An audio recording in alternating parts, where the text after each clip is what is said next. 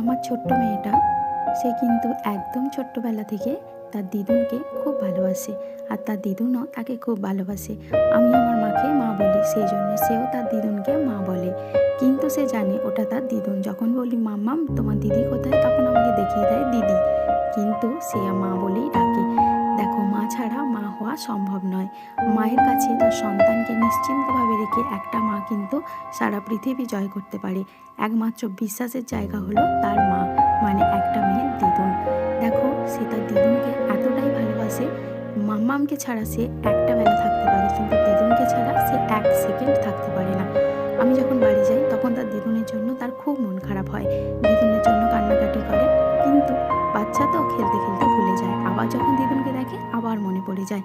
দেখো, 2025টায় আমার মাম্মামকে নিয়ে আমার এইভাবেই চলে গেছে। তার দিদুন তাকে সব সময় হাসি খুশি আনন্দে রাখে, তার মাম্মামও রাখে। তো 2026টা যেন এইভাবেই যায়। সকলকে হ্যাপি নিউ ইয়ার।